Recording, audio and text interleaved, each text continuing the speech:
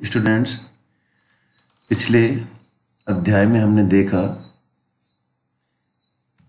कि कुशल आक्रमणता की नीति जो लॉर्ड एलनबरो से शुरू होकर लॉर्ड नॉर्थब्रुक तक जाती है, और उस नीति में हमने देखा था कि किस प्रकार हस्तक्षेप और मित्रता की नीति इस कुशल आक्रमणता की नीति के तहत वो लोग अपनाते हैं। उसके बाद लॉरेंस की अफगान नीति को भी हम देखते हैं इसी के तहत। और फिर हमने देखा था लॉर्ड लेटन की अग्रगामी नीति जो बिल्कुल इसके विपरीत थी, जो 1876 में वायसराय बनकर आया था, और उसका मुख्य उद्देश्य ये था कि अफगानिस्तान के मामलों में अग्रगामी की नीति का प्रतिपादन किया जाए। और यही नीति आगे द्वितीय आंग्ल अफगान युद्ध का कहीं न कहीं कारण भी बनती है। उसमें अफगानिस्तान के शासक शेर अली तथा लेटन के मध्य काफ़ी इस युद्ध को लेके चर्चाएं होती हैं, और एक तरीके से लेटन यहाँ पर धमकाने की नीति का प्रतिपादन करते हैं। शेर अली के संबंध काफ़ी खराब हो जाते हैं अंग्रेज़ों के साथ, और उसके बाद फिर किस प्रकार वो क्वेटा पर अधिकार करते हैं, कश्मीर पर अधिकार करते हैं। और इसमें ही देखते हैं कि हेरात में ब्रिटिश मिशन की जब स्थापना का प्रयास किया जाता है तो शेर अली उसकी मांगों को ठुकरा देता है। तो कहीं न कहीं लीटन इन सब से चुप था, और वो शेर अली से बदला भी लेना चाहता था, और वो अफगानिस्तान पर अधिकार भी करना चाहता था। और यही एक कारण रहा, दोनों के बीच में युद्ध होता है 1878 ईस्वी में। और उसके तहत वो अंग्रेजी सेना खैबर पीवार बोलन दर्रे इन सभी रास्तों से निकलकर अफगानिस्तान पर आक्रमण कर देती है। शेर अली लोगों का मुकाबला नहीं कर पाता है, और मजबूरन उसके पुत्र याकूब खान जो होता है उसको 26 मई 1879 ईस्वी को गंडमक की संधि करनी पड़ती है। तो ये द्वितीय आंग्ल अफगान युद्ध था। और जो गंडमक की संधि होती है उसके तहत स्थायी ब्रिटिश रेजिमेंट हेरात में और अन्य जगहों पर रखना स्वीकार कर लिया गया था, और पूरी तरह से अफगानिस्तान की विदेश नीति पर अंग्रेजों का साम्राज्य स्थापित हो जाता है। इसके बाद वायसराय रिपन आता है जो काफ़ी उदारवादी माना जाता है, बिल्कुल लिटन के विपरीत था। और उसने वापस आते ही अफगानिस्तान में पुनः आंतरिक मामलों में हस्तक्षेप की नीति का प्रतिपादन किया। अफगानिस्तान में अंग्रेजी रेजिडेंट स्थापित करना और उसके बंटवारे की योजना वो त्याग देता है, और कुछ ऐसे कारण रहे बाद में कि अंग्रेजी सेना को रिपन ने वापस बुला लिया। आज हम पढ़ने जा रहे हैं तृतीय आंग्ल अफगान युद्ध। इसमें क्या क्या प्रॉब्लम्स रही, क्या कारण रहे, क्या इसके प्रभाव रहे, वो सब चीज़ें इसमें हम देखने वाले हैं। तो हम देखते हैं कि लॉर्ड लिपन जो एक उदारवादी शासक था, काफ़ी अच्छे काम उसने भारत में किया है। स्थानीय स्वशासन जैसी व्यवस्था पर उसने काम किया। तो लॉर्ड लिपन के समय से लेकर प्रथम विश्व युद्ध तक आंग्ल अफगान संबंध सामान्यतः शांतिपूर्ण बने रहे। लॉर्ड डफरिन, कर्जन और लॉर्ड मिंटो के समय में रूस के बढ़ते प्रभाव के बावजूद ब्रिटिश सरकार ने अफगानिस्तान के प्रति कोई कड़ा कदम नहीं उठाया। परंतु प्रथम विश्व युद्ध के पश्चात पुनः एक बार अंग्रेजों और अफगानों के बीच में झड़प हो जाती है।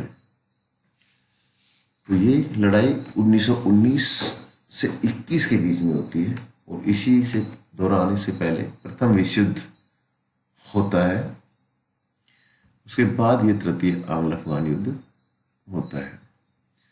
अब इसके क्या क्या कारण रहे, उसमें पहला बताया गया है पंचदेह की समस्या, कि तृतीय अफगान युद्ध मुख्यतः अफगानिस्तान और मध्य एशिया में बढ़ते रूसी प्रभाव के कारण हुई।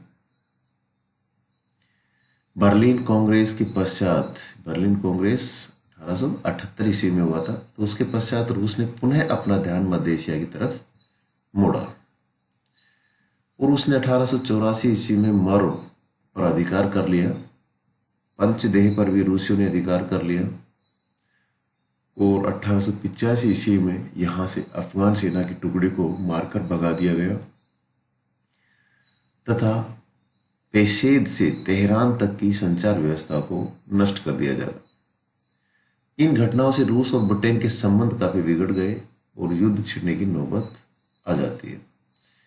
लॉर्ड डफरिन उस समय वायसराय होता है, बड़ी कुशलता पूर्वक उस विपत्ति को टालता है, लेकिन डेनमार्क के राजा की मध्यस्थता से दोनों पक्षों में समझौता हो जाता है।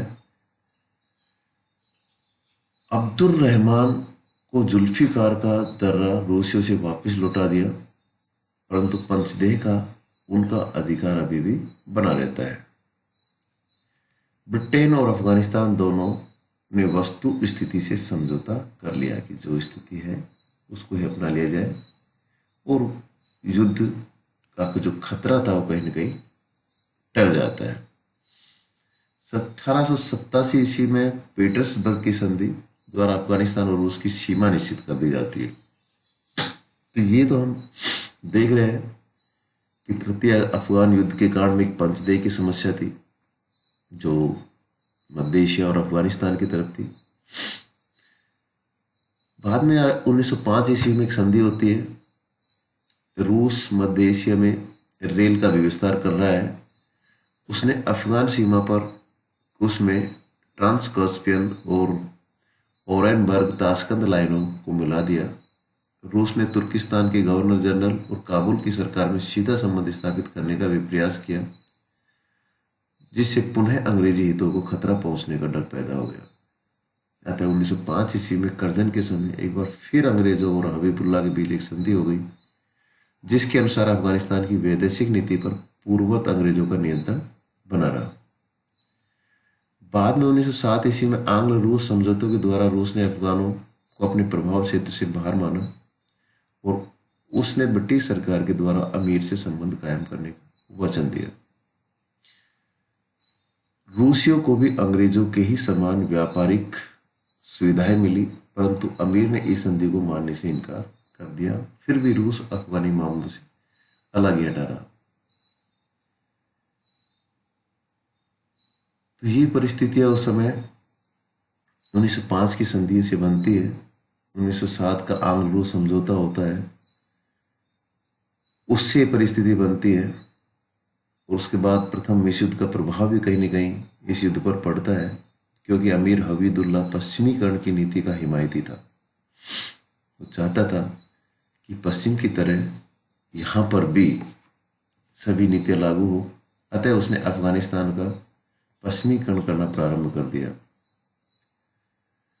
उसके इस कार्य से आम जनता में असंतोष की भावना फैल उठी और इसी बीच तुर्की और रूस का वैमनस्य भी बढ़ता जा रहा था। दूसरी तरफ देखते हैं, एक तरफ हबीबुल्ला का पश्चिमीकरण जिसका विरोध हो रहा है, दूसरी तरफ तुर्की और रूस का वैमनस्य आपस में बढ़ रहा है, कटुता बढ़ रही है।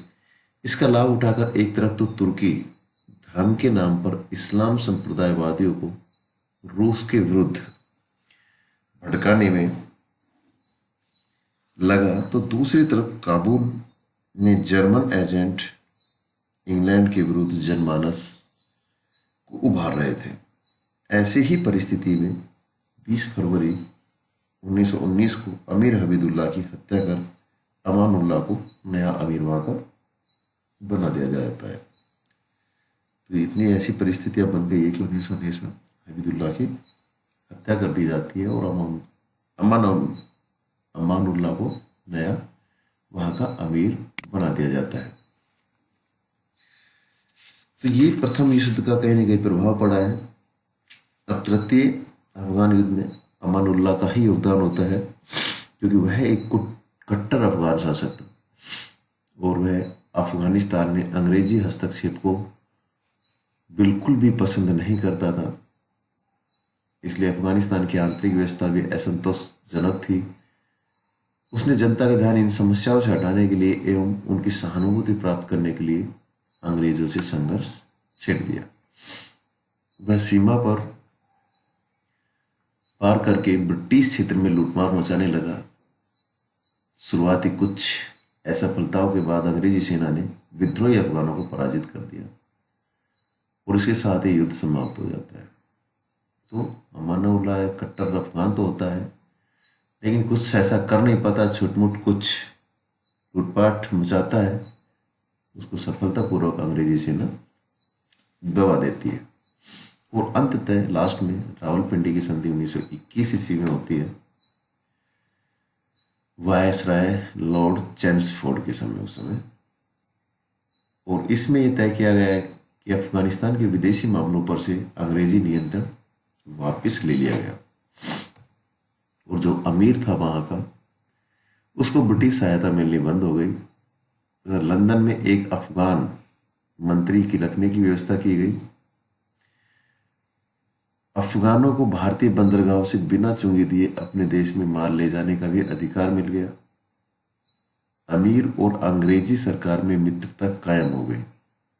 अंग्रेजों ने पुनः अफगानिस्तान के मामलों में हस्तक्षेप नहीं किया और अफगानिस्तान अब एक पूर्ण रूपेण सार्वभौमिक शक्ति बन गया। तो ये यहाँ पर पूरे अंग्रेजों ने एक काफ़ी हद तक अफगानिस्तान के साथ अच्छी संधि की है, काफ़ी रियायतें यहाँ पर दी गई है और एक अच्छे संबंध यहाँ बनाने की इस संधि के द्वारा कोशिश की गई है। चाहे वो लंदन में एक अफगान मंत्री रखने की व्यवस्था करना, बिना चुंगी भारतीय बंदरगाहों से व्यापार की स्वीकृति देना और आपस में मित्रता स्थापित करना, हस्तक्षेप की नीति का पुनः प्रतिपादन करना, तो ये सब चीजें रावलपिंडी की संधि के तहत किया गया है। तो इस तरीके से हम देखते हैं कि आंग्ल अफगान संबंधों का एक बहुत लंबा सिलसिला रहा, बिना किसी विशेष लाभ के समाप्त हुआ। अंग्रेजों को यही लाभ हुआ कि उन्होंने रूस को अफगानिस्तान से अलग कर दिया और स्वयं अमीर से मित्रवत संबंध बना लिए। तो यहाँ पर एक लंबी प्रक्रिया है जो शुरुआत में रूसी खतरा था उससे बचने की कोशिश अंग्रेज करते हैं, लेकिन शुरुआती दौर में जब प्रथम आंग्ल अफगान युद्ध होता है तो अंग्रेजों को बहुत भयंकर क्षति होती है, सेना से भी और अपने धन से भी। तो वो काफ़ी एक अंग्रेजों के दृष्टिकोण से खराब युद्ध माना गया था प्रथम आंग्ल अफगान युद्ध। उसके बाद आक्रमणता की नीति आती है जिसमें हस्तक्षेप और मित्रता की नीति को बढ़ावा दिया जाता है। बाद में लेटन की फॉरवर्ड पॉलिसी आती है, पुनः वो आक्रामक नीति अपनाते हैं। बाद में लिपन आता है और ये एक दौर लंबा चलता है अफगान शासकों के साथ। कुछ आंतरिक अव्यवस्था जो अफगानिस्तान की थी उसको लेके वहाँ के लोकल जो नेता थे, अमीन थे, उन्होंने काफ़ी हद तक रोष भी प्रकट किया, लेकिन अंततः अंग्रेजों ने बिना किसी लाभ के उनके साथ संधि की रावलपिंडी की और अफगानिस्तान को एक पूर्ण रूपेण सार्वभौमिक शक्ति के रूप में वो लोग उसको स्वीकार कर लेते हैं। और आगे वो उनके जो अमीर है उनसे मित्रवत संबंध स्थापित कर लेते हैं। अंग्रेजों को बस यही लाभ यहाँ मिलता है कि वह रूस को अफगानिस्तान से अलग कर देते हैं। तो ये एक आंग्ल अफगान संबंध आप सभी को हमने 3 क्लास के माध्यम से बताया है। काफ़ी बड़ा चैप्टर ये रहा है, तो इसको सिलसिलेवार आप शुरुआत से देख सकते हैं और रावलपिंडी की संधि 1921 तक ये सिलसिला चलता है। तो ये था आंग्ल अफगान संबंध। Thank you.